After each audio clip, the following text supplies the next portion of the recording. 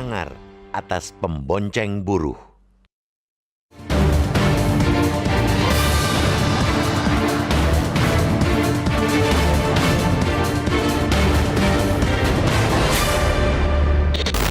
Indonesia adalah negeri yang sangat beruntung.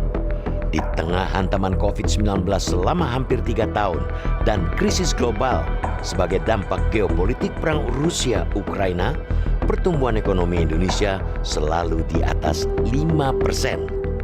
Angka yang mematahkan prediksi sebagian besar ekonom dan sejumlah lembaga ekonomi dunia bahwa Indonesia tidak mampu menahan 2 gelombang badai tersebut. Bahkan, pertumbuhan ekonomi Indonesia pada 2022 mencapai 5,3%, tertinggi sejak 2014. Pertumbuhan yang impresif itu tak hanya didukung oleh strategi kebijakan pemerintah yang efektif dalam menjaga resiliensi ekonomi di tengah perlambatan ekonomi global. Faktor yang terpenting adalah iklim ketenagakerjaan di tanah air yang kondusif.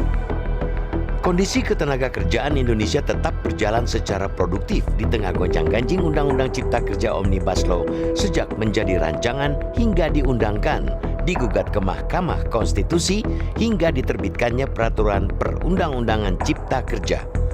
Buruh bergeming memutar roda perusahaan untuk menghasilkan produk-produk untuk kebutuhan dalam negeri dan ekspor. Seiring belum tingginya posisi tawar buruh dalam menyusun formula aturan turunan dari Perpu Ciptaker, alih-alih ditinggikan atau setidaknya sederajat dengan pengusaha dan pemerintah alias tripartit, perjuangan buruh terindikasi dibelokkan untuk kepentingan politik jangka pendek, yaitu pemilu 2024. Tengok saja Presiden Konfederasi Serikat Pekerja Seluruh Indonesia atau KSPSI, Andi Gani Nenawea, menyatakan akan mendukung all out pencapresan Ganjar Pranowo. Andi, yang juga Ketua Umum Relawan Buruh Sahabat Jokowi, menilai Ganjar Pranowo memiliki perhatian khusus kepada kesejahteraan buruh Indonesia. Rencananya, kata Andi Gani, Serikat Buruh akan mengundang baca pres PDI Perjuangan itu untuk menghadiri peringatan Hari Buruh atau May Day pada hari ini 1 Mei 2023 di Istora Senayan, Jakarta. Sementara Presiden Partai Buruh yang juga Presiden Konfederasi Serikat Pekerja Indonesia atau KSPI menyatakan dalam aksinya hari ini akan mengundang baca pres yang menolak Undang-Undang Cipta Kerja Omnibus Law. Perjuangan buruh sejatinya tidak boleh dibelokkan kepada politik praktis. Banyak agenda mensejahterakan buruh yang harus diperjuangkan, seperti isu upah murah, outsourcing, pesangon rendah, pemutusan hubungan kerja dipermudah, dan banyak lagi lainnya. Buruh memang memiliki hak berpolitik, dipilih dan memilih.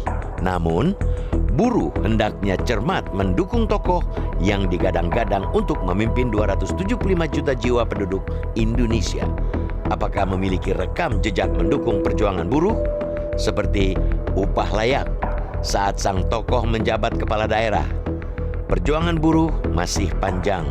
Perlu dialog cerdas dan konstruktif untuk menaikkan posisi tawar buruh. May Day menjadi momentum untuk menata ulang hubungan pekerja, pengusaha, dan pemerintah menuju hubungan industrial yang berkeadilan bagi kesejahteraan buruh. Di sisi lain, pengusaha juga diuntungkan dengan tingginya produktivitas buruh. Pemerintah juga bisa bernafas lega. Iklim investasi bisa terjaga dengan baik.